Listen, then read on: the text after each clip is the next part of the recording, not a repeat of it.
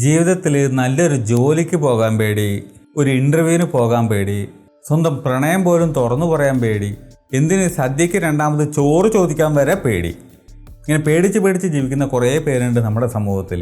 വെറുതെ അല്ല അത്തരം ആൾക്കാർ ഈ പറയുന്ന സ്വപ്നങ്ങൾ, ആഗ്രഹങ്ങൾ, പ്രതീക്ഷകളൊക്കെ ഇവിടെ ബാക്കി വെച്ചുകൊണ്ട് മരിച്ചു പോകുന്നത്. ജീവിത ലക്ഷ്യങ്ങൾ നേടിയെടുക്കാൻ, കോൺഫിഡൻസ് വർദ്ധിപ്പിക്കാൻ 10 പ്രാക്ടിക്കൽ സീക്രട്ട് സ്റ്റെപ്സ്. ഒന്നാമത്തെ പ്രാക്ടിക്കൽ സ്റ്റെപ്പ് എന്ന് പറയുന്നത്, നമ്മുടെ ഇപ്പോൾ ഉള്ള ഗോളിനെ ചെറിയ കഷ്ണങ്ങളാക്കി നിങ്ങൾ തിരിക്കണം. അതായത് പാർട്ടാക്കിയിട്ട് ചെറിയതായിട്ട് തിരിക്കുന്ന സമയത്ത് കുറച്ചുകൂടി ഈസി ആയിരിക്കും. ഇപ്പോൾ ഒരു എക്സാമ്പിൾ പറയുകയാണെങ്കിൽ, വലിയൊരു പ്രൊജക്റ്റ് ചെയ്ത് തീർക്കാനുണ്ടെങ്കിൽ ചെറുതാക്കി തിരിക്കുക. ഒരാഴ്ച കൊണ്ട് എത്ര തീർക്കണം, അല്ലെങ്കിൽ 2 ദിവസം കൊണ്ട് എത്ര തീർക്കണം, 1 ദിവസം കൊണ്ട് എത്ര തീർക്കണം, 1 മണിക്കൂർ കൊണ്ട് എത്ര തീർക്കണം, എല്ലാറ്റിനും ഒരു ക്ലാരിറ്റി വേണം. പഠിക്കുന്ന കാര്യമാണെങ്കിലും അങ്ങനെ തന്നെയാണ്. നമ്മളെല്ലാം ലാസ്റ്റ് മിനിറ്റിൽ എടുത്തിട്ട് ഒന്നിച്ചിരുത്തും പഠിക്കുകയല്ലേ ചെയ്യുന്നത്. നമ്മളിങ്ങനെ കുറേശ്ശായിട്ട് തിന്ന് തീർക്കുകയാണ് ചെയ്യുക, അല്ലേ? പയ്യെ തിന്നാൽ പനയും തിന്നാം എന്ന് പറയുന്ന പോലെ അതിനെ ചെറിയ കാര്യങ്ങളായിട്ട് ചെറിയ പീസായിട്ട് തിരിക്കുന്ന സമയത്ത് വലിയൊരു ബേർഡനായിട്ട് നിങ്ങൾക്ക് തോന്നില്ല. കാര്യങ്ങൾ കുറച്ചും കൂടി ഈസി ആയിട്ട് നിങ്ങൾക്ക് തോന്നും. അതിനെയാണ് നമുക്ക് വേണ്ടതും.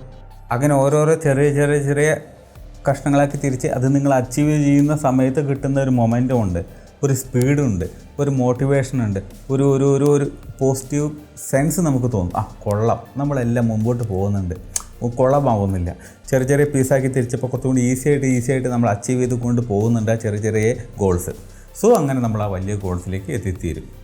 അല്ലാതെ ഒരു കാറ് വാങ്ങണമെങ്കിൽ ഒന്നിച്ചനെ കൊണ്ടുപോയിട്ട് നമ്മൾ ഒരു പണം ഉണ്ടാക്കുകയല്ല ചെയ്യുക, ചേർത്ത് വെക്കുക ചെയ്യുക.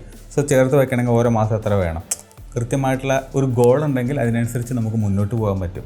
രണ്ടാമത്തെ പ്രാക്ടിക്കൽ സ്റ്റെപ്പ് എന്ന് പറയുന്നത് വിഷ്വലൈസ് സക്സസ്.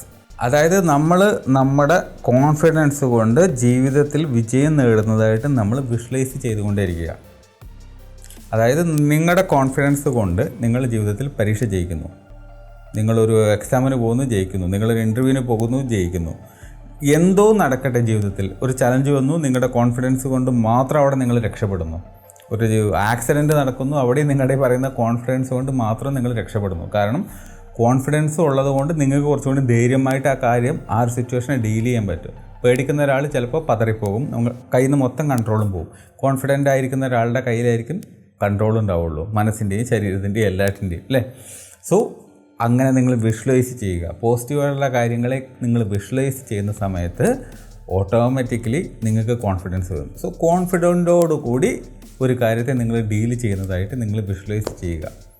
അങ്ങനെ വിഷ്വലൈസ് ചെയ്ത് ഏതാണോ യാഥാർത്ഥ്യം, ഏതാണോ വിഷ്വലൈസ് ചെയ്തതെന്ന് തിരിച്ചറിയാൻ പറ്റാത്ത വിധം നമ്മുടെ മനസ്സ് കൺഫ്യൂസ്ഡ് ആയി പോകും. അങ്ങനെയുള്ള ഒരുപാട് ഓർമ്മകളും ഉണ്ട് നമുക്കുള്ളിൽ. പണ്ട് കാലത്ത് നമ്മൾ അറിഞ്ഞോ അറിയാതെയോ ചെയ്ത പല കാര്യങ്ങൾ, നമ്മൾ ചെയ്തതും ചെയ്യാത്തതും വിഷ്വലൈസ് ചെയ്തതും ചിന്തിച്ചതും ആഗ്രഹങ്ങളൊക്കെ നമ്മുടെ ഓർമ്മകളായി മാറി. നമ്മുടെ വിചാരം അതൊക്കെ നടന്നതെന്നാണ്. പലതും നടന്നിട്ടില്ല, പലതും നമ്മൾ ചിന്തിച്ചു കൂട്ടിയ കാര്യങ്ങളാണ്. ഇങ്ങനെ ചെയ്യുന്നത് മൂലം നിങ്ങൾക്ക് ഒരു ഗോൾ, ഭാവിയിൽ ഒരു ലക്ഷ്യം നമുക്ക് നേടിയെടുക്കുന്നതിന് കുറച്ചും കൂടി ഈസി ആയിരിക്കും.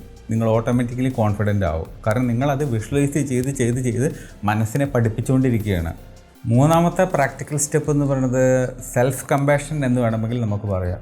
അതായത് ഇപ്പോൾ ജീവിതത്തിലൊരു പരാജയം വന്നു, ആ പരാജയം വന്നു കഴിഞ്ഞിട്ടുണ്ടെങ്കിൽ അവിടെ തന്നെ നമ്മൾ കടന്നിട്ട് ഉരുളാതെ അവിടെ നിന്ന് എണീക്കാൻ നമ്മൾ ശ്രമിക്കുക. അത് മാത്രമല്ല, ഇങ്ങനെ പരാജയം വരുന്നത് നമ്മുടെ കുറ്റമൊന്നുമല്ല. ജീവിതത്തിൽ എന്തെല്ലാം കാര്യങ്ങളിൽ എത്ര രീതിയിൽ നമ്മൾ പ്രിപ്പയർ ചെയ്തിട്ട് ഒരു പരിപാടിക്ക് ഇറങ്ങിക്കഴിഞ്ഞാലും അവിടെയും പരാജയ സാധ്യത ഉണ്ട്. അത് 50-50 നമുക്കൊന്നും പറയാൻ പറ്റില്ല. അപ്പോൾ ടൈറ്റാനിക് ഒക്കെ പറയുന്ന കപ്പൽ മുങ്ങുന്നതിന് മുമ്പ് വരെ ഒരു 100% കോൺഫിഡൻറ്റോട് കൂടിയിട്ട് അവർ ആ പരിപാടിക്ക് ഇറങ്ങിയതാണ്. പക്ഷെ എന്തുണ്ടായി? നിർഭാഗ്യവശാൽ, അല്ലേ? അവിടെ ഒരു നിർഭാഗ്യമുണ്ട്. സോ എന്ത് കാര്യമാണെങ്കിലും ശരി, അവിടെ ഒരു 50-50 ചാൻസ് ഉണ്ട്. സോ അത് നമ്മൾ മനസ്സിലാക്കുക. ഒരു പരാജയ സാധ്യത അവിടെ ഉണ്ട് എന്നുള്ളത് നമ്മൾ സ്വയം തിരിച്ചറിയുക. അങ്ങനെ തിരിച്ചറിയുമ്പോൾ നമ്മൾ എന്ത് ചെയ്യണം? അത് നമ്മുടെ കുറ്റമല്ലെന്നും അങ്ങനെ ഒരു സാധ്യത പൊതുവേ ഉണ്ടെന്നും നമ്മൾ മനസ്സിലാക്കുക. സോ എന്ത് ചെയ്യും? നമുക്ക് നമ്മളോട് തന്നെ കുറച്ച് കരുണ കാണിക്കാൻ പറ്റും. അല്ലെങ്കിൽ നമ്മളെന്താ ചെയ്യുക? നമ്മളെ തന്നെ വിമർശിക്കും, നമ്മളെ തന്നെ കുറ്റം പറയും, നമ്മൾ കാരണമാണ് കുളമായത്. അങ്ങനെയല്ല, നിങ്ങളോട് കുറച്ച് കരുണ കാണിക്കും. അങ്ങനെയൊന്നുമല്ല സംഭവം. എന്ത് കാര്യം നിങ്ങൾ ചെയ്യാനായിട്ട് ഇറങ്ങി തിരിച്ചാലും 2 കാര്യങ്ങൾ അവിടെ ഉണ്ട്. Yes or no, negative or positive. ഒന്നുകിൽ പരാജയം അല്ലെങ്കിൽ വിജയം, എന്തെങ്കിലും ഒരു തേങ്ങ അവിടെ ഉണ്ട്. സോ 50-50 ചാൻസ് അവിടെ ഉണ്ട് എന്നുള്ളത് മാത്രം നിങ്ങൾ മനസ്സിലാക്കിയാൽ മതി എന്ത് പരിപാടിക്ക് ഇറങ്ങിയാലും. അപ്പോൾ 100% വിജയിക്കും എന്ന് പറയുന്ന ഒരു കാര്യത്തിനകത്ത് പോലും ഈ ഒരു സാധ്യത ഉണ്ട്. നിങ്ങളൊരു പരിപാടിക്ക് ഇറങ്ങുന്ന സമയത്ത് അന്ന് നിങ്ങൾക്ക് വയ്യെങ്കിൽ, നിങ്ങൾക്ക് തലവേദന ഉണ്ടെങ്കിൽ, അല്ലെങ്കിൽ നിങ്ങൾക്ക് ശാരീരികമായിട്ടൊരു അസ്വസ്ഥത ഉണ്ടെങ്കിൽ, നിങ്ങൾ എത്ര പ്രിപ്പയർ ചെയ്ത് പഠിച്ച ഒരാളാണെങ്കിലും ശരി, നിങ്ങൾ തോൽക്കാൻ വരെ ചാൻസ് ഉണ്ട് അല്ലേ? സോ എല്ലായിടത്തും ഒരു സാധനമുണ്ട്.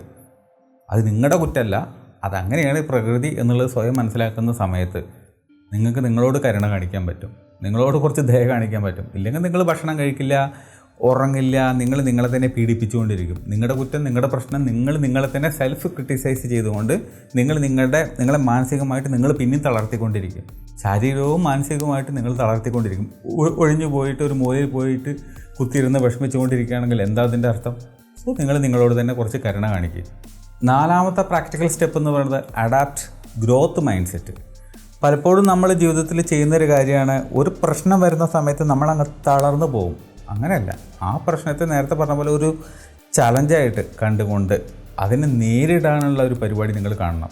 അതായത് ഒരു പ്രശ്നം വന്നിട്ടുണ്ടെങ്കിൽ, അല്ലെങ്കിൽ ഒരു ചലഞ്ച് വന്നിട്ടുണ്ടെങ്കിൽ അതൊരു ഓപ്പർച്യൂണിറ്റിയാണ്. നമ്മളെ കൂടുതൽ കോൺഫിഡൻ്റ് ആക്കുന്നതിന്, അല്ലെങ്കിൽ നമ്മളെ മോൾഡ് ചെയ്യുന്നതിന് വരുന്ന ഒരു നല്ല ഓപ്പർച്യൂണിറ്റി ആയിട്ട് വേണം നിങ്ങൾ ആ ചലഞ്ചിനെ കാണാൻ. ചലഞ്ച് അല്ലെങ്കിൽ അതിനൊരു പേടിയായിട്ടോ ത്രെട്ടായിട്ടോ നിങ്ങൾ കാണാനായിട്ട് നിൽക്കരുത്. ആരെങ്കിലും വിമർശിക്കാൻ വരുന്ന സമയത്ത് പോലും അങ്ങനെ കാണുന്ന ആൾക്കാരുണ്ട്. അങ്ങനെ ആകരുത്. ആരെങ്കിലും വിമർശിക്കാൻ വരുന്നുണ്ടെങ്കിൽ വിമർശിക്കട്ടെ, അത് നമ്മളെ മോൾഡ് ചെയ്യാൻ, നമ്മളെ നന്നാക്കാൻ, നമ്മുടെ കുറ്റങ്ങളും കുറവുകളും തിരിച്ചറിയാൻ ഉപകരിക്കുന്ന ഒരു പരിപാടിയാണെന്ന് വേണം നമ്മൾ ചിന്തിക്കാൻ. അതിനൊരു ഓപ്പർച്യൂണിറ്റി ആക്കിയിട്ട് വേണം നമ്മൾ എടുക്കാൻ. എപ്പോഴും വിജയിച്ച് നിൽക്കുന്ന, എപ്പോഴും സൂപ്പറായിട്ട് നിൽക്കുന്ന, എപ്പോഴും ഹാപ്പി ആയിട്ട് നിൽക്കുന്ന ഒരാളെ നമുക്കൊന്നും മാറ്റാൻ പറ്റില്ല, തിരുത്താൻ പറ്റില്ല തെറ്റുകളും ഉണ്ടെങ്കിലും. എന്നാൽ കുറ്റങ്ങളും കുറവുകളും പ്രശ്നങ്ങളും എടുത്ത് കാണിക്കുന്ന, അല്ലെങ്കിൽ അതിൻ്റെ ഫീഡ്ബാക്ക് പറയുന്ന സമയത്താണ് നമുക്ക് എന്തെങ്കിലും ഒരു തിരുത്ത് നമ്മുടെ ഭാഗത്തു നിന്ന് നമുക്ക് ഉണ്ടാക്കാൻ പറ്റും. അങ്ങനെ തിരുത്തുമ്പോഴേ നമ്മൾ കൂടുതൽ മെച്ചപ്പെടുള്ളൂ. സോ ഏതൊരു സാഹചര്യത്തിൽ, ഏതൊരു ചലഞ്ചിനകത്തും ഒരു ഓപ്പർച്യൂണിറ്റി ഉണ്ട്, അത് നമ്മൾ കണ്ടെത്തണം. സോ പറഞ്ഞു വരുന്നത്, ഈ പറയുന്ന ചലഞ്ചുകൾ വരുന്ന സമയത്ത് വാ മോനെ എന്ന് പറയുന്ന ഒരു ലാഘവത്തോടു കൂടി ആയിരിക്കണം നിങ്ങൾ എടുക്കേണ്ടത്. അതിനെ സ്വീകരിക്കണം. ചലഞ്ചുകളിൽ നിന്ന് പേടിച്ചോടരുത്, ഫേസ് ചെയ്യണം. അപ്പോഴേ നിങ്ങളിലൊരു മാറ്റം ഉണ്ടാവും. എക്സ്പീരിയൻസിലൂടെ കടന്നു പോകണം. നല്ല കടുപ്പമുള്ള, കാഠിന്യമേറിയ, ഡാർക്കായിട്ടുള്ള, ഡീപ്പായിട്ടുള്ള എക്സ്പീരിയൻസിലൂടെ നിങ്ങൾ കടന്നു പോകണം. നെഗറ്റീവായിട്ടുള്ള എക്സ്പീരിയൻസുകൾ മാത്രമേ നിങ്ങളെ മോൾഡ് ചെയ്യൂ, മാറ്റുള്ളൂ, തിരുത്തുള്ളൂ, നിങ്ങളെ നല്ല രീതിയിലുള്ള ഒരു ക്വാളിറ്റി ഉള്ള ഒരാളാക്കി മാറ്റുള്ളൂ. 5ാമത്തെ പ്രാക്ടിക്കൽ സ്റ്റെപ്പ് എന്ന് പറയുന്നത് സെലിബ്രേറ്റ് യുവർ പ്രോഗ്രസ്. പലപ്പോഴും നമ്മൾ ചില ആൾക്കാർ കണ്ടിട്ടുണ്ട്, ഇപ്പോഴാണ് ഓർമ്മ വന്നത്. അതായത് ഒരു നല്ല കാര്യം നടന്നു, പോസിറ്റീവായിട്ടുള്ളൊരു കാര്യം നടന്നു, കൂടുതൽ സന്തോഷിക്കത്തില്ല. അതേപോലെ തന്നെ എന്തെങ്കിലും ഒരു മോശപ്പെട്ട കാര്യം നടന്നു, ഭയങ്കരമായിട്ട് സങ്കടപ്പെടുത്തില്ല. എന്താ ചോദിച്ചു കഴിഞ്ഞിട്ടുണ്ടെങ്കിൽ അവർ പറയുന്നൊരു കാര്യം ഇങ്ങനെയാണ്, നമ്മൾ എന്തെങ്കിലും ഒരു പ്രശ്നം വന്നു കഴിഞ്ഞാൽ കൂടുതൽ സന്തോഷിച്ച് കഴിഞ്ഞിട്ടുണ്ടെങ്കിൽ അത് ശരിയാവില്ല. കാരണം നമ്മൾ കൂടുതൽ സങ്കടപ്പെടാൻ, അതായത് കൂടുതൽ ചിരിക്കുകയാണെങ്കിൽ കൂടുതൽ കരയാൻ നമുക്ക് എന്തോ ഭാവിയിൽ എടുത്തു വെച്ചിട്ടുണ്ട് എന്നുള്ളൊരു അന്ധവിശ്വാസം. കൂടുതൽ ചിരിക്കേണ്ട മോനെ കരയാനുള്ളതാണ് എന്ന് പറയുന്നൊരു സംഭവം അങ്ങനെയൊന്നുമില്ല. അതായത് ചെറിയ ചെറിയ വിജയങ്ങളാണെങ്കിലും ചെറിയ ചെറിയ നേട്ടങ്ങളാണെങ്കിലും ശരി, അത് ആസ്വദിക്കുക, അത് സെലിബ്രേറ്റ് ചെയ്യുക, മനസ്സുകൊണ്ട് അത് എൻജോയ് ചെയ്യാൻ പറ്റണം നിങ്ങൾക്ക്. പേടിച്ച് ഭയന്ന് അങ്ങനെയുള്ള ചില ആൾക്കാരുണ്ട്, വലിയ വലിയ സക്സസ് ഒക്കെ നടക്കും, ഇങ്ങനെ ഒരു നിസ്സംഗമായിട്ടുള്ളൊരു ഭാവത്തോടു കൂടി ഇരിക്കും. എന്താ അധികം ചിരിക്കേണ്ട, പേടിയാ ഇനി നാളെ കരയേണ്ടി വന്നാലോ. ഈ ഒരു മെൻറ്റാലിറ്റി, ഈ ഒരു അന്ധവിശ്വാസമൊക്കെ ഒന്ന് മാറ്റുക.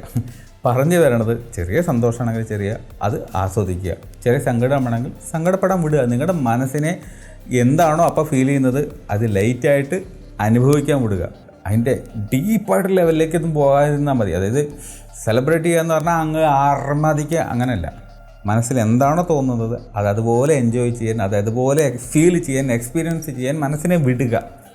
ചിരിക്കാൻ തോന്നി ചിരിക്കുക, കരയാൻ തോന്നി ചെറുതായിട്ടാണെങ്കിലും ശരി കരയുക. അതൊക്കെ എക്സ്ട്രീം ലെവലിലേക്ക്, ഭീകരമായ ലെവലിലേക്ക് മാത്രം പോകാതിരുന്നാൽ മാത്രം മതി. ചെയ്യണം. ചെയ്യാതിരിക്കുന്ന ഒരുപാട് പേരുണ്ട്. ഒഴിവാക്കുക, എൻജോയ് ചെയ്യുക, ലൈഫ് സെലിബ്രേറ്റ് ചെയ്യുക. ചെറിയ വിജയങ്ങളാണെങ്കിലും ശരി, വലിയ വിജയങ്ങളാണെങ്കിലും ശരി. ഇങ്ങനെയൊക്കെ ചെയ്യുന്ന സമയത്ത് മാത്രമേ നിങ്ങൾക്ക് ആ ഒരു സെൽഫ് എസ്റ്റീം, ആ ഒരു കോൺഫിഡൻസ് ഇതൊക്കെ ഉണ്ടാവുള്ളൂ. അപ്പോൾ ഇങ്ങനെ ചെയ്യാത്തവർക്ക് കോൺഫിഡൻസ് ഉണ്ടാവില്ല ചോദിക്കും, ഉണ്ടാകും. പക്ഷെ ഇങ്ങനെ ചെയ്യുന്നവർക്ക് കുറച്ച് കൂടുതലുണ്ടായിരിക്കും. നിങ്ങൾക്ക് തന്നെ അത് എക്സ്പീരിയൻസ് ചെയ്യാൻ പറ്റും, ചെയ്തു നോക്ക്. 6ാമത്തെ പ്രാക്ടിക്കൽ സ്റ്റെപ്പ് എന്ന് പറയുന്നത് സീഡ് ഫീഡ്ബാക്ക്. പിന്നെ അതിൽ നിന്ന് പഠിക്കുക.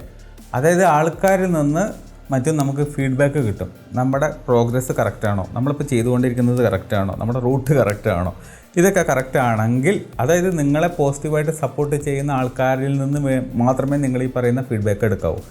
കണ്ട ആൾക്കാരിൽ നിന്ന് പോയിട്ട് എടുക്കാൻ നിൽക്കരുത്. യാതൊരു ബന്ധമില്ലാത്ത ഇതുമായിട്ടൊരു ഒരു ഇതുമില്ലാത്ത ലിങ്കും ഇല്ലാത്ത ഒരാളെടുത്ത് പോയിട്ട് ഇത് ചോദിക്കരുത്. കാരണം അവർ നിങ്ങളെ ചിലപ്പോൾ ഡീമോട്ടിവേറ്റ് ചെയ്യും, നിങ്ങളെ ഭയങ്കരമായിട്ട് ക്രിറ്റിസൈസ് ചെയ്തു എന്ന് വരും. അങ്ങനെയല്ല, നിങ്ങൾക്ക് വേണ്ടത് ഒരു ഫീഡ്ബാക്കാണ്. നിങ്ങൾ എവിടേക്കാണ് പോസിറ്റീവായിട്ട് ചിന്തിക്കേണ്ടത്, അല്ലെങ്കിൽ എവിടേക്കാണ് നിങ്ങൾ മാറ്റം കൊണ്ടുവരേണ്ടത്, നിങ്ങളുടെ പ്രശ്നം എവിടെയാണെന്നുള്ളത് വളരെ കൺസ്ട്രക്റ്റീവായിട്ട് കാണിച്ചു തരുന്ന ഒരാൾ, ഒന്നിലോ അധികമോ ആൾക്കാർ, അങ്ങനെയുള്ള ആളുകളിൽ നിന്ന് വേണം നിങ്ങൾ ഫീഡ്ബാക്ക് എടുക്കാൻ. അങ്ങനെ ആകുമ്പോൾ മാത്രമേ നിങ്ങൾക്ക് തിരുത്തൽ നടക്കുകയുള്ളൂ. മറ്റേത് നിങ്ങളെ തളർത്തി കളയുകയുള്ളൂ ബാക്കിയുള്ളവർ.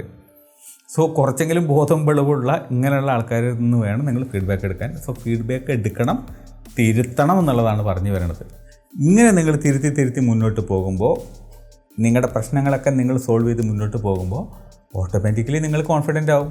കാരണം നിങ്ങളുടെ നെഗറ്റീവായിട്ടുള്ള സൈഡുകൾ നിങ്ങൾ അടച്ചുകൊണ്ടിരിക്കുകയാണ്, അതൊക്കെ പോസിറ്റീവാക്കി മാറ്റിക്കൊണ്ടിരിക്കുകയാണ്. നെഗറ്റീവായിട്ടുള്ള ഹാബിറ്റ്സ്, ബാഡ് ഹാബിറ്റ്സ്, പല കാര്യങ്ങളും. സോ എന്തൊക്കെയാണോ നിങ്ങളുടെ ഫീഡ്ബാക്ക്, അതിനനുസരിച്ച് നിങ്ങൾ അപ്ഗ്രേഡ് ചെയ്തുകൊണ്ടിരിക്കുകയാണ്. നിങ്ങളിൽ പ്രോഗ്രസ് ഉണ്ട്. അത് കോൺഫിഡൻസ് ഉണ്ടാക്കുന്ന കാര്യമല്ലേ, കോൺഫിഡൻസ് ഡെവലപ്പ് ചെയ്യുന്ന കാര്യങ്ങളല്ലേ. നിങ്ങൾക്ക് വേണ്ടി ചോദിക്കാനും പറയാനും നിങ്ങൾ മാത്രമേ ഉള്ളൂ. കരയുന്ന കുട്ടിക്ക് പാലുള്ളൂ എന്ന് പറയുന്ന പോലെ നിങ്ങൾക്ക് വേണ്ടി നിങ്ങൾ തന്നെ നിലകൊള്ളണം. അതിന് വേറൊരാളെ നിങ്ങൾ പ്രതീക്ഷിക്കാൻ പാടില്ല. നിങ്ങളുടെ സന്തോഷം അത് നിങ്ങളുടെ ഉത്തരവാദിത്തമാണ്. നിങ്ങൾ തന്നെ നിലനിൽക്കണം. അതിനു വേണ്ടി നിങ്ങൾ പ്രയത്നിക്കണം. സോ മറ്റൊരാൾ എന്നെ സന്തോഷിപ്പിച്ചിട്ടില്ല, അതുകൊണ്ട് ഞാൻ സന്തോഷിക്കുന്നില്ല. മറ്റൊരാൾ എന്നെ കരയിപ്പിച്ചു, അതുകൊണ്ട് ഞാൻ കരയുന്നു. അങ്ങനെ ആകരുത്. നിങ്ങൾക്ക് വേണ്ടി നിങ്ങൾ തന്നെ നിലകൊള്ളണം. എന്ന് വെച്ച് കഴിഞ്ഞാൽ നിങ്ങളുടെ ആവശ്യങ്ങൾ, നിങ്ങളുടെ പ്രശ്നങ്ങൾ, നിങ്ങൾക്ക് വേണ്ട കാര്യങ്ങൾ നിങ്ങൾ ഓപ്പണായിട്ട് കമ്മ്യൂണിക്കേറ്റ് ചെയ്യണം. ഫസ്റ്റ് നിങ്ങൾക്ക് വേണ്ടി നിങ്ങൾ സംസാരിക്കണം, നിങ്ങൾക്ക് വേണ്ടി നിങ്ങൾ പറയണം, നിങ്ങൾക്ക് വേണ്ടി നിങ്ങൾ ഇറങ്ങിത്തിരിക്കണം. നിങ്ങൾക്ക് നിങ്ങളേ ഉള്ളൂ. നമ്മൾ പറഞ്ഞ് കേൾക്കാറുണ്ടല്ലോ, നമുക്ക് എന്തെങ്കിലും പ്രശ്നം വന്നാൽ നമ്മുടെ പായം തലയോടെ മാത്രമേ നമുക്കുണ്ടാവുള്ളൂ, വേറെ ഒരാളും നമ്മളെ തിരിഞ്ഞു നോക്കാണ്ടാവില്ല എന്ന് പഴമക്കാർ പറയാറുണ്ട്. അതേപോലെ തന്നെയാണ്, നമുക്ക് എന്തെങ്കിലും പ്രശ്നം വരുമ്പോൾ നമ്മൾ നിലകൊള്ളണം. വേറെ ആരെയും നമ്മൾ പ്രതീക്ഷിക്കേണ്ട. വന്നാൽ ഓക്കെ, വന്നില്ലെങ്കിലും നമുക്ക് വേണ്ടി നമ്മളുണ്ടെന്നുള്ളൊരു കോൺഫിഡൻസ് അവിടെ നമുക്കുണ്ടാവും. സോ നമ്മൾക്ക് വേണ്ടി നമ്മൾ നിലകൊള്ളുമ്പോൾ ചിന്തിക്കേണ്ട ഒരു കാര്യം എന്താ, റെസ്പെക്റ്റോട് കൂടി മാന്യമായിട്ട് വളരെ പൊളൈറ്റോട് കൂടിയിട്ട് വേണം കാര്യങ്ങൾ പ്രസൻറ്റ് ചെയ്യാൻ. ആരുടെ അടുത്തായാലും അവിടെ ചാടിക്കടിച്ചുകൊണ്ടുള്ള ആ ഒരു പരിപാടി വേണ്ട. അഗ്രസീവായിട്ടുള്ളൊരു മൈൻഡ് സെറ്റേ വേണ്ട. കാര്യങ്ങൾ തുറന്നു പറയുക, വളരെ ഡീസൻ്റായിട്ട് പറയുക. അവിടെ അങ്ങനെ ചെയ്യുന്ന സമയത്ത് നിങ്ങൾക്കൊരു കോൺഫിഡൻസ് ഉണ്ടാവും. എന്താണ്, ഞാൻ കാര്യങ്ങളെല്ലാം ക്ലിയർ ആയിട്ടാണ് ചെയ്യുന്നത്, ഓവറാക്കിയിട്ടില്ല, ദേഷ്യം കാണിച്ച് വഷളാക്കിയിട്ടില്ല പ്രശ്നത്തെ. എല്ലാം ഞാൻ നീറ്റായിട്ട് തന്നെയാണ് ചെയ്തിട്ടുള്ളത്. എൻ്റെ മനസ്സ്, എൻ്റെ ശരീരം എൻ്റെ കൺട്രോളിലായിരുന്നു. പറയേണ്ട കാര്യം, ചെയ്യേണ്ട കാര്യം കൃത്യമായിട്ട് ഞാൻ ചെയ്തിട്ടുണ്ട്. ഓവറാക്കി കൊള്ളാക്കിയിട്ടില്ല. ഈ ഒരു മൈൻഡ് സെറ്റ് ഡെവലപ്പ് ആകുമ്പോൾ നിങ്ങളുടെ ജീവിത ലക്ഷ്യങ്ങളും നിങ്ങളുടെ ജീവിതമൊക്കെ നിങ്ങൾക്ക് നേടിയെടുക്കാൻ പറ്റും, നിങ്ങൾക്ക് തിരിച്ചു പിടിക്കാൻ പറ്റും, നിങ്ങൾക്ക് ഉദ്ദേശിച്ച ലെവലിൽ കൊണ്ടുപോയിട്ട് എത്തിക്കാൻ പറ്റും. 8ാമത്തെ പ്രാക്ടിക്കൽ സ്റ്റെപ്പ് നമ്മളിതിന് മുമ്പത്തെ വീഡിയോയിലും പറഞ്ഞിട്ടുള്ള ഒന്നാണ്. നമ്മുടെ ചുറ്റും എപ്പോഴും പോസിറ്റീവായിട്ടുള്ള ആൾക്കാർ തന്നെ ഉണ്ടായിരിക്കണം. നമ്മളെ സപ്പോർട്ട് ചെയ്യുന്ന, നമ്മളെ മോട്ടിവേറ്റ് ചെയ്യുന്ന, നമ്മളെ എൻകറേജ് ചെയ്യുന്ന, നമ്മളെ തിരുത്തുന്ന വളരെ പോസിറ്റീവായിട്ടുള്ള ആൾക്കാർ മാത്രമേ നമ്മുടെ ചുറ്റും ഉണ്ടാകാവൂ. നെഗറ്റീവായിട്ടുള്ള 1-2 പേരുണ്ടാവും, നമ്മൾ ചെവി കൊടുക്കണ്ട. പക്ഷേ പോസിറ്റീവായിട്ടുള്ള ആൾക്കാർ തന്നെ ഉണ്ടാകണം. അത് നമ്മൾ ശ്രദ്ധിക്കണം. മുമ്പ് പറഞ്ഞിട്ടുള്ളതുകൊണ്ട് വലിച്ചു നീട്ടുന്നില്ല. 9ാമത്തെ പ്രാക്ടിക്കൽ സ്റ്റെപ്പ് എന്ന് പറയുന്നത്, നമ്മുടെ ഉള്ളിലുള്ള നെഗറ്റീവ് തോട്ടുകളൊക്കെ ഉണ്ടായിരിക്കും ഒരുപാട്. അതിനെ നമ്മൾ പോസിറ്റീവായിട്ടുള്ള തോട്ട് വെച്ചിട്ട് റീപ്ലേസ് ചെയ്യാൻ വേണ്ടി നമ്മൾ ശ്രദ്ധിക്കണം. പലപ്പോഴും നമ്മുടെ ഉള്ളിലൊക്കെ ഉള്ളൊരു പ്രധാന പ്രശ്നമാണ്, ഇപ്പോൾ എന്ത് കാര്യം നമ്മൾ ചിന്തിക്കുകയാണെങ്കിലും അല്ലെങ്കിൽ ഇറങ്ങിത്തിരിക്കുകയാണെങ്കിലും ശരി, നമ്മളോട് തന്നെ ചോദിക്കും, വേണോ വേണോ വേണോ. ഇപ്പോൾ ഈ ഷൂട്ട് തന്നെ എടുക്കുന്നത് നല്ല നട്ടപ്പാതിരയ്ക്കാണ്. അപ്പോൾ എൻ്റെ മനസ്സ് എന്നോട് തന്നെ ചോദിക്കുന്നുണ്ട്, ഇനിയിപ്പോൾ വേണോ, നാളെ എടുത്താൽ പോരെ, എന്തിനപ്പോൾ ഞാൻ ഈ നട്ടപ്പാതിരയ്ക്ക് എടുക്കുന്നത്.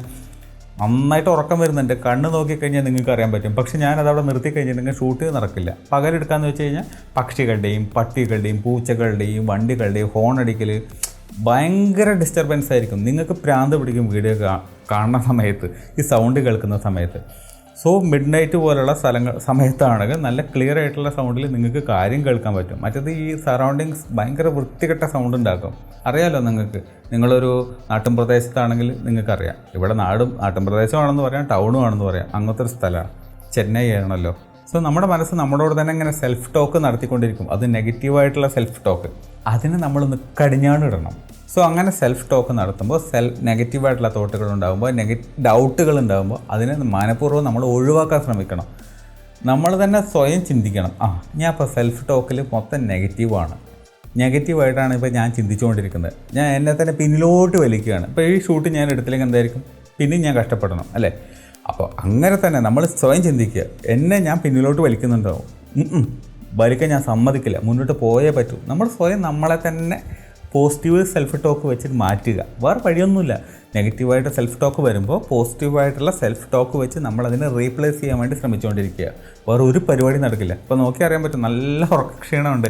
എന്തൊക്കെയോ പറയുന്നതിൽ നിന്ന് ചിലപ്പോൾ 1-2 വാക്കുകളൊക്കെ അങ്ങോട്ട് കിടക്കുക ഉറക്കത്തിൻ്റെ ഇടയിൽ കൂടെ പോകുന്നുണ്ട്, എങ്കിലും ഇങ്ങോട്ട് തന്നെ കൊണ്ടുവരുന്നുണ്ട്. പറയണത് പോയിൻ്റൊക്കെ കറക്റ്റ് ആയിരിക്കും, പക്ഷെ ഉറക്കത്തിൻ്റെ ചടവുണ്ടെങ്കിലും നമുക്കത് ചെയ്തേ പറ്റുള്ളൂ.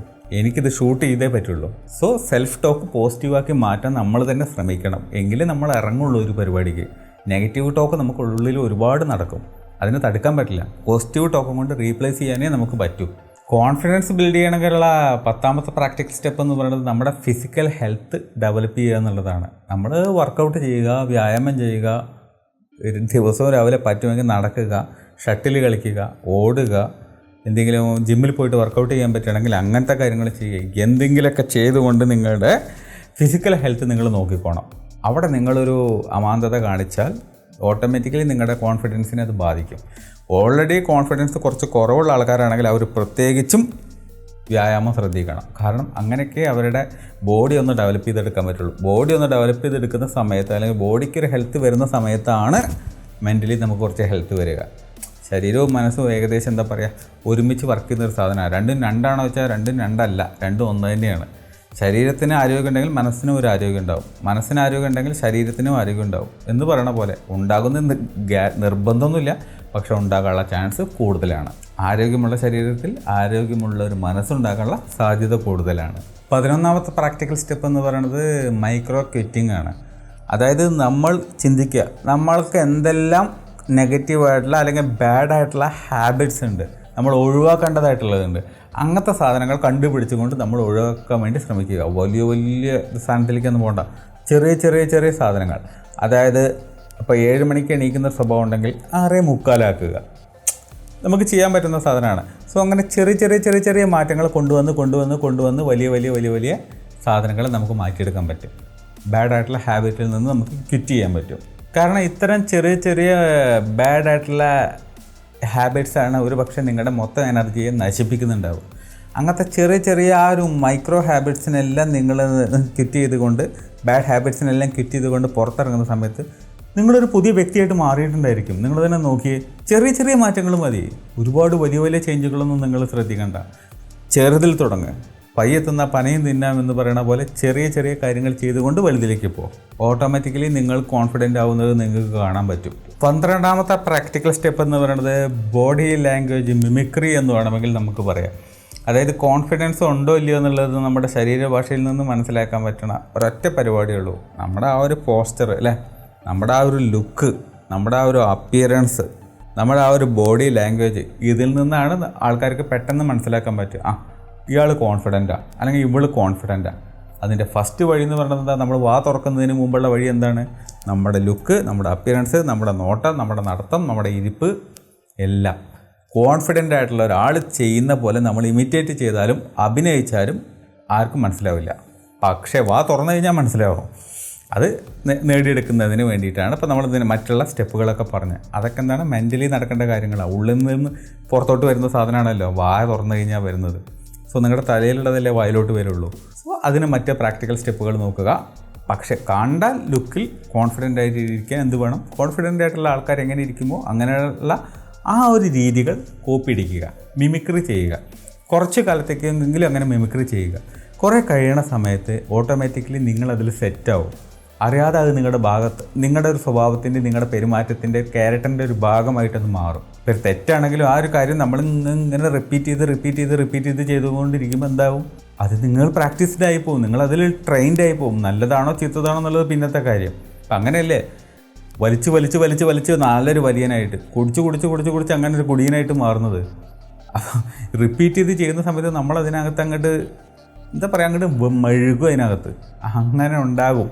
സോ പറഞ്ഞു വരണത്, ഇത്തരം കോൺഫിഡൻ്റ് ആയിട്ടുള്ള ആൾക്കാരുടെ ആ ഒരു ഗസ്റ്റേഴ്സ് കാര്യങ്ങളെല്ലാം കോപ്പി അടിക്കുമ്പോൾ ഓട്ടോമാറ്റിക്കലി കുറേ കാലം കഴിയുമ്പോൾ അത് നിങ്ങളുടെ സ്വഭാവത്തിൻ്റെയും ക്യാരക്ടറിൻ്റെ ഒക്കെ ഭാഗമായിട്ട് മാറിക്കോളും, നിങ്ങൾ തന്നെ അറിയാതെ. 13ാമത്തെ പ്രാക്ടിക്കൽ സ്റ്റെപ്പ് എന്ന് പറയുന്നത് ഈ അൺകൺവെൻഷണൽ ആയിട്ടുള്ള സ്കില്ലുകളൊക്കെ ബിൽഡ് ചെയ്യാം. അതായത് നമ്മളധികം ശ്രദ്ധിക്കാത്ത കാര്യങ്ങളായിരിക്കും. കോമഡി, ഹ്യൂമർ സെൻസ് നമുക്ക് വർദ്ധിപ്പിക്കാൻ പറ്റുമോ നോക്കാം. അതായത് കുറച്ച് ചെറുപ്പക്കാരാണെങ്കിൽ കുറച്ചും കൂടി ചെയ്യാൻ പറ്റുന്ന കാര്യമാണ് മാർഷൽ ആർട്സ്, കരാട്ട, കുൻഫു, അങ്ങനത്തെ കാര്യങ്ങളൊക്കെ. ഇങ്ങനെയൊക്കെയുള്ള പല കാര്യങ്ങൾ, അല്ലെങ്കിൽ ഏതെങ്കിലും നിങ്ങൾ പൊതുവെ എല്ലാവരും ചെയ്യാത്ത ഒരു സ്കില്ല് നിങ്ങൾ ഡെവലപ്പ് ചെയ്യാൻ ശ്രമിക്കുക. അങ്ങനെ ഡെവലപ്പ് ചെയ്യുന്ന സമയത്ത് ഓട്ടോമാറ്റിക്കലി അത് കോൺഫിഡൻ്റ് ആവും. നിങ്ങൾ ചിന്തിച്ച് നോക്കിയേ, നിങ്ങൾക്കിപ്പോൾ ഒരു ചൈനീസ് ഭാഷ അറിയില്ല, എന്നാൽ നിങ്ങൾ ചൈനീസ് ഭാഷ പഠിക്കുന്നു.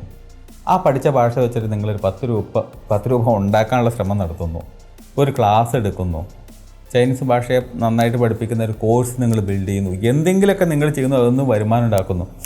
ഇതാണ് നിങ്ങളുടെ പ്ലാന്. അതിനുവേണ്ടി നിങ്ങളൊരു ഭാഷ പഠിക്കുന്നു. അത് ഭാഷ ചൈനീസാണ്, അല്ലെങ്കിൽ ഇംഗ്ലീഷാണ്, എന്തെങ്കിലും ഒരു ഭാഷ, ജർമ്മൻ ഭാഷയാണ്, എന്തോ ആയിക്കോട്ടെ. നിങ്ങൾ ഓട്ടോമാറ്റിക്കലി കോൺഫിഡൻ്റായി മാറുന്നത് നിങ്ങൾക്ക് കാണാൻ പറ്റും. ഒരു പുതിയ സ്കില്ല് നിങ്ങൾ അച്ചീവ് ചെയ്യുന്ന സമയത്ത് നോർമലി എല്ലാവരും കോൺഫിഡൻ്റ് ആവും. സോ എന്തെങ്കിലും ഒരു പരമ്പരാഗതമായിട്ടുള്ളതോ അല്ലാത്തതോ ആയിട്ടുള്ള എന്തെങ്കിലും ഒരു സ്കില്ല് ഡെവലപ്പ് ചെയ്യാൻ നോക്കുക, ഓട്ടോമാറ്റിക്കലി കോൺഫിഡൻ്റ് ആവും. ഇത്രയും കാര്യങ്ങൾ പറഞ്ഞു, 10-13 പോയിൻറ്റുകൾ. ഇതൊക്കെ ഒന്ന് ഫോളോ ചെയ്ത് കഴിഞ്ഞിട്ടുണ്ടെങ്കിൽ സാധാരണഗതിയിൽ 99% ആൾക്കാർക്കും കോൺഫിഡൻസ് ഉണ്ടാകും. ട്രൈ ചെയ്ത് നോക്ക്.